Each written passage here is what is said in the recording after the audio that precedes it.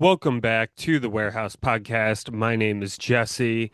Today I'm going to talk a bit about arbitration because news has come out about recent arbitration cases that the Orioles ended up having. I think this is a topic that a lot of fans just sort of bypass in terms of paying attention to. But there's actually some important things that sort of come out of it. So I'm going to spend a little bit of time talking about it here.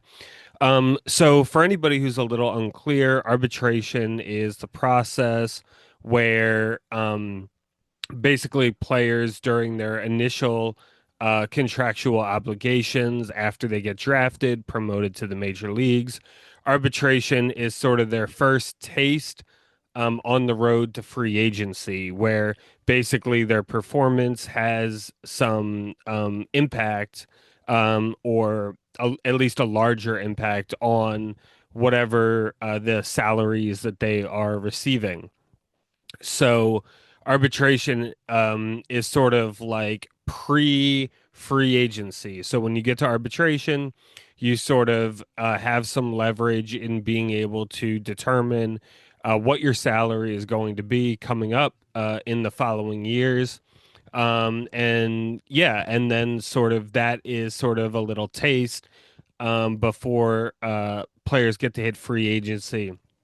And then sort of they have, of course, players aren't, always hitting free agency at the exact right time that they would like to, etc. But free agency is sort of their first chance or opportunity to sort of make a big contract relatively, and relative to their previous years playing Major League Baseball, at least most of the time, if you're a good player and that sort of thing. You're usually going to do free agency is something most players are looking forward to. So yeah, so basically, arbitration is sort of, when you're still prior to hitting free agency, sort of at the back end of the contract, at the beginning of your career, the last few years, you get a chance at arbitration where you get a chance to sort of go through this kind of convoluted process a little bit and determine what and this process will then determine, sort of what your salary is looking like in your arbitration eligible years. So, most of the time, teams and players end up settling. And when teams and players settle, what ends up happening is they come to an agreement that you will be paid this amount of money this year, um, and both sides sort of come to that decision themselves. And they say, "Hey, I think you're worth about this much," and the team will say, "I think you're worth about this much," and they will sort of hash it out. And if they can figure something out and an arrangement that makes sense for the both of them, they come to an agreement. As you can see here, I've sort of pulled up. I am screen sharing. I know I'm very new to this. Tyler is already well past this point of technological advancement in terms of podcasting. So I'm a bit slow to catch up. But as you see here, I have the players listed that the Orioles ended up that were arbitration eligible for the Orioles this upcoming year.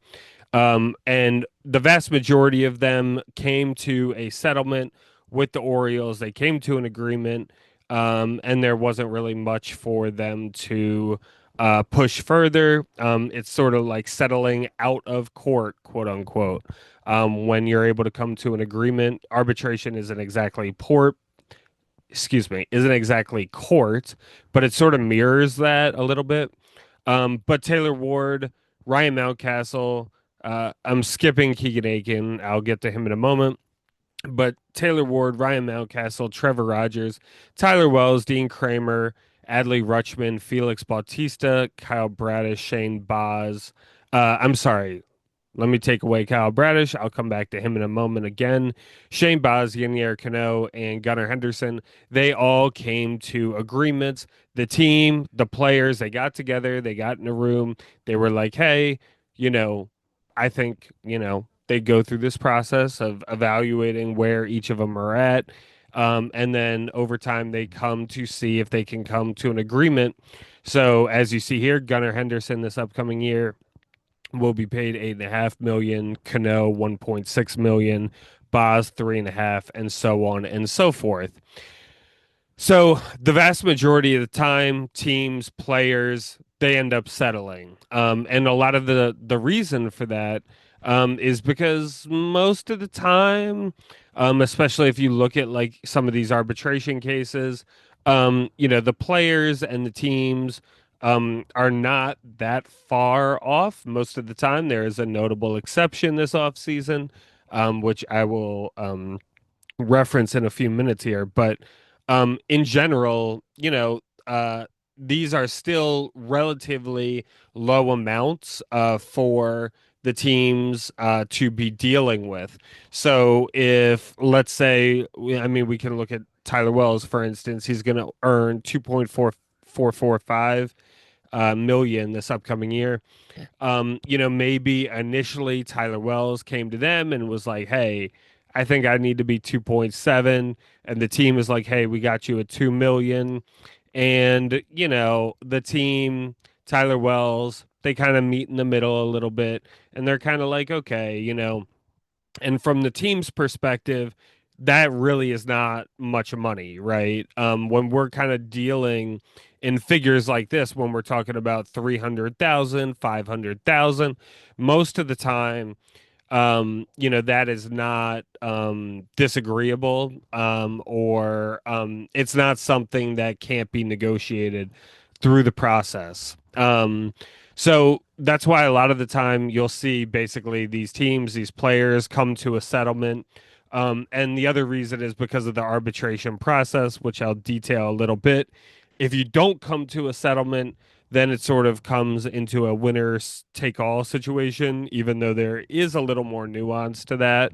But yeah, basically, instead of this winner takes all situation, these two sides who can kind of meet in the middle or meet somewhere on the spectrum of, the gray area between the two sides, and come to an agreement. So that's normally how that sort of process goes. And yeah, like I said, the vast majority of the time, the players, the teams, they settle, they figure out a nice, smooth amount that both sides are comfortable with, and they go from there.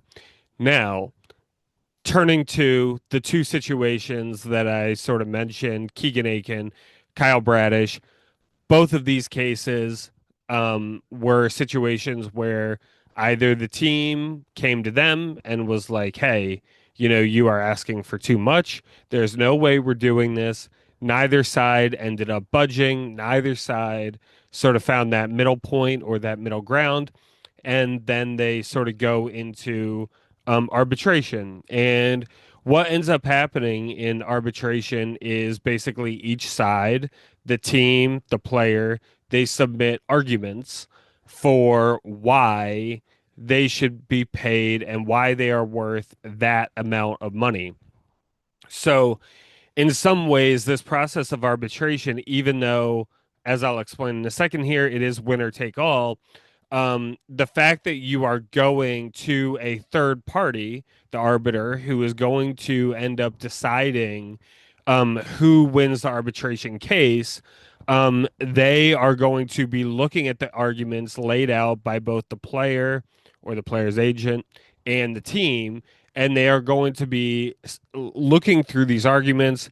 They are going to make an assessment about who has a more reasonable, accurate case, and then they will make a determination, and they end up going with the side that ends up making the more reasonable case. So, and I'll talk about Kyle Bradish here in a second, but Kyle Bradish submitted his case for 3.55 million. He and his team believe that was what he was worth.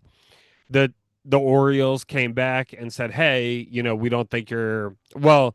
Now to clarify, it's probably more elaborate in negotiations, right? So, you know, Kyle Bradish, when he got to the process of arbitration, um, asked for 3.55, but that is likely to be a moderation of or of sort of his initial asking price. So maybe when he went to the Orioles, he was like, "Hey, I think I'm worth 4 million." The O's said, "No, we think you're worth 2.5 million potentially." Maybe the conversation went something like this. That was sort of their starting points for the negotiation process, and through that, neither of them came to an aside. So, Kyle Bradish, when they go to arbitration, Kyle Bradish is not now asking for, the initial asking price, because he wants to up his chances of winning the case. So he's going to decrease the amount likely that he was asking for a settlement, or outside of the arbitration process, in the initial negotiations, especially his initial asking price. He's probably not asking for that amount. So, he is going to enter arbitration with, not the sort of shooting the moon kind of ambition price that you're looking for. I mean, and there are, you can be sort of when you formulate your case in arbitration, you can sort of decide, you and your team can sort of decide how aggressive in a sense that you are going to be or not aggressive you're going to be. But the 3.55 million is, to some degree at least, some sort of modified or reduced amount relative to probably what he wanted, or if everything he had gotten, um, if things had gone perfectly and he could have just sort of named his price within reason, it probably would have been higher than this $3.55 million figure. Similarly, the Orioles are also going to, modify um, what they are sort of asking for, and then they ended up yeah, so they're similarly going to raise the amount or the value, in order to increase their odds of winning the arbitration case. So basically, the idea of arbitration, I mean, there are, I guess, theoretically a lot of different, ideas, and there's a history of why arbitration exists, to begin with, in Major League Baseball. But in general, sort of the idea or the concept of it is that, when a team and when players are going to arbitration, they have to ask for one figure. They have to defend that figure better than the other side is able to defend or argue for their figure. So that's why, when you see what the team files for, what the player files for, those are likely not their wildest ambitions, because if they lose the case, then it is entirely up to, whatever the other team, whatever the team or whatever the player, the other party, I guess I should say, what they ended up deciding for themselves. So, Kyle Bradish, he theoretically could have filed for $100 million, and he probably would have had almost zero chance of winning that case. So that's why you see him filing for the 3.5 million. So, all right. So yeah. So what ended up happening? How does this relate to the Orioles? As I said, Kyle Bradish, Keegan Akin went through the arbitration process. They were unable to settle with the team. It is rather frustrating. Well, first of all, I should say, when these things happen, I'm always on the side of the player winning their arbitration case. I always want them 100% of the time to win their arbitration case. Doesn't matter if I despise the player, doesn't matter if I hate the player. I always want the player to win their arbitration case. No questions about it.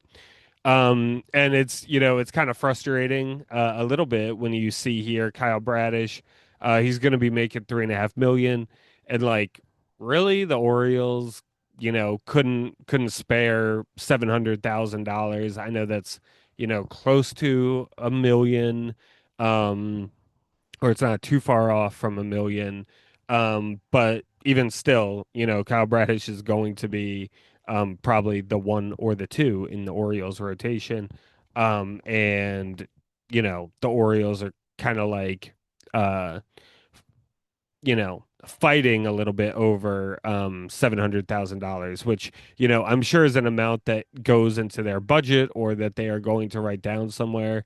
But in the context of the billions of dollars owned by, or in the billions of dollars of wealth that Rubenstein has access to, this 2.875 or this $700,000 is rather trivial.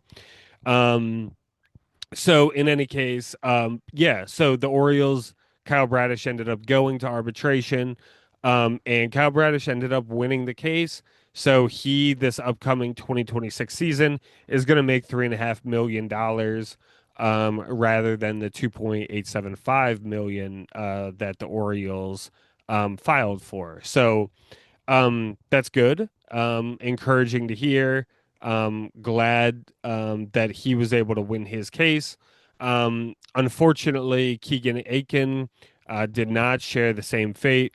Keegan Akin had filed for $3.375 million, and the Orioles had filed for $2.975 million.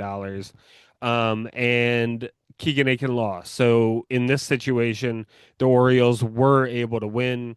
So the Orioles lost 700,000 in Bradish's case, but were able to recoup. It's not really recouping, but they are not paying this 400,000 roughly that they might have had to pay had they lost this Keegan Akin case.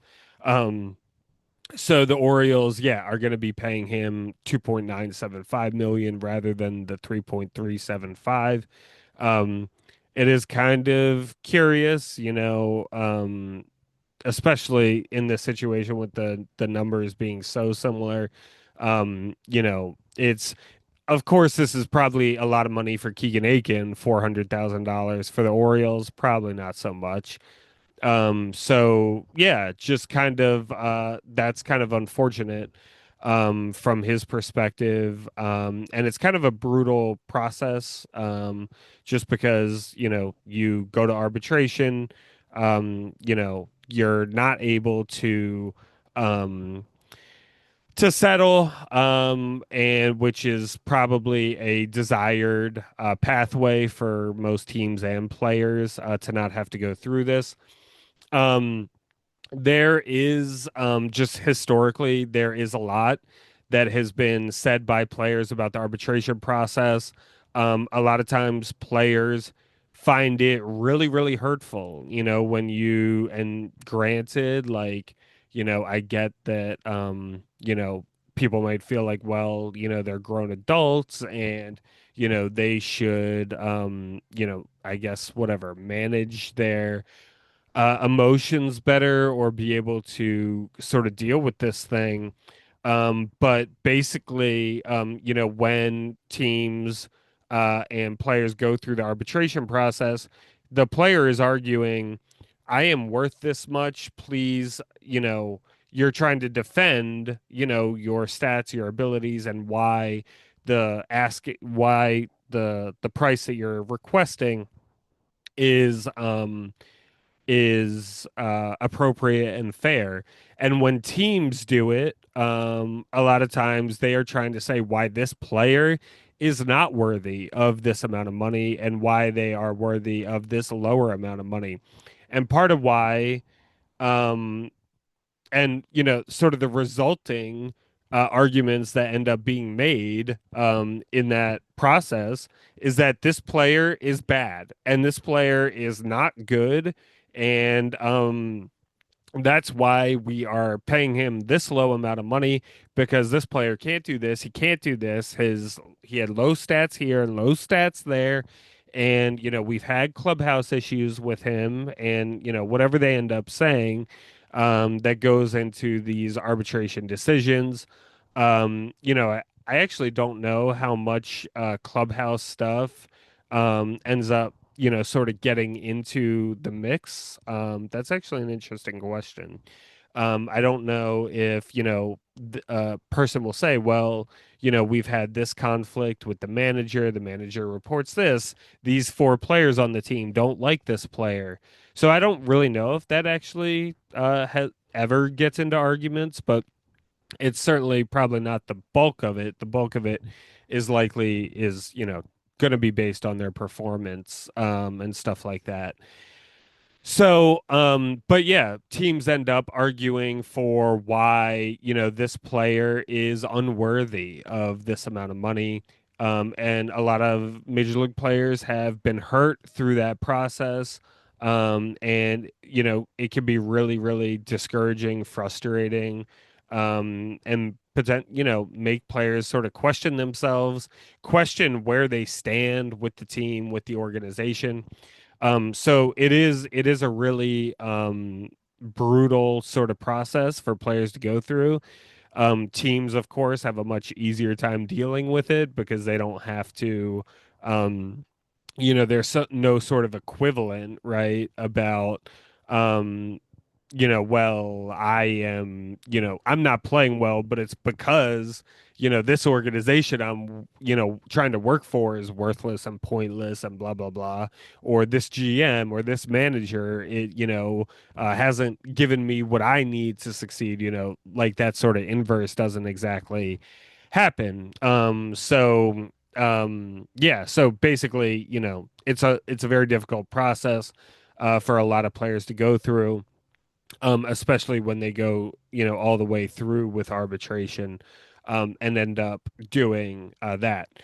So the one interesting thing is so far there have been six players in Major League Baseball that have gone through this arbitration process and have had basically their cases settled by uh, yeah, their arbitration process settled, right? So interestingly, Keegan Akin is the only player on this list here. And I can just read through them real quick. Scooble, Diaz, Bradish, Aiken, Ashcraft, and Uceda. These are the six players so far that have gotten decisions that went through the arbitration process and gotten decisions about the outcome of their arbitration. um, Kyle Bradish joined the other one, two, four players. So there were five players out of the six total. Kyle Bradish joined the others in winning their arbitration cases as the player. Keegan Akin uh, is the only person on this list here that was not able to win their arbitration case. So, in general, it's been a good year for the players from the perspective of arbitration. So that's been going well from the players' perspective, either than Keegan Akin. I will also point out the Orioles are the only team on this list that has two players here. So, is there, um, you know, and I think we sort of know that there is a stinginess, coming from somewhere within the organization. I've sort of always attributed it to Elias. Maybe things are a little different with Rubenstein. But there always was, uh,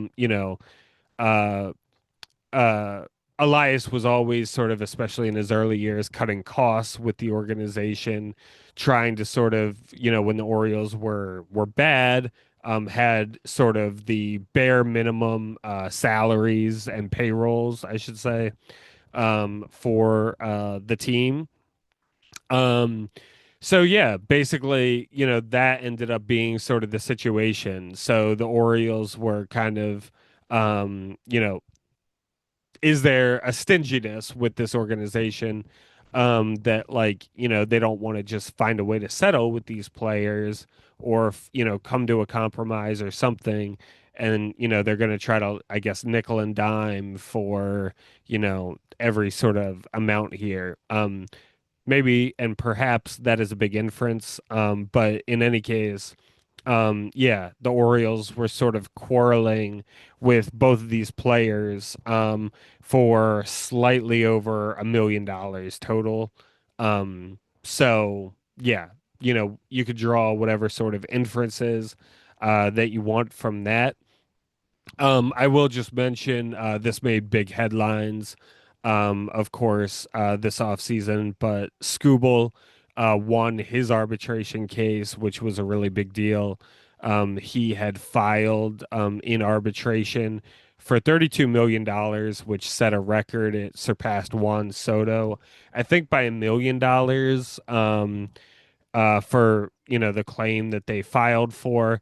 The Tigers not retaliated, but I guess filed in return for $19 million. So sort of in a situation like that. Even though still it is in the context of billionaire owners, so even a million or millions of dollars is not much. But I can at least see a disagreement over $13 million, a little bit more than I can see it over 400,000 and, three, yeah, 400,000 and, uh, $700,000. So, but yeah, Scooble, yeah, did make a lot of headlines because this $32 million, I don't think anyone is really, well, the Tigers are probably questioning whether he is deserving of it, but, obviously he's an ace pitcher, one of the best in the league. So, yeah. So the Orioles sort of went through this arbitration process. I know I probably gave a bit of a convoluted explanation as to what it is. But basically, I hoped to have shed at least a little bit of light on it. Yeah, so the Oriole players are 1 for 2 this off season. There's going to be a lot more. Of course, arbitration is something that, not only these players will deal with again, other than maybe Aiken. I think Aiken's a free agent, so he won't. But Kyle Bradish will definitely be back in arbitration. Um, but yeah, in terms of other players, arbitration is always something that, every off season, this is something that each team has to deal with their arbitration eligible players. And yeah, so that's about it. Yeah, so Keegan Akin, sorry, that's unfortunate. I wish that you were able to make the 400,000, the more that you had been looking for. But yeah, in any case, these are the six overall. The players have had a good off season with this, which isn't always the situation. So that's been good, from a player's perspective, and from a labor perspective.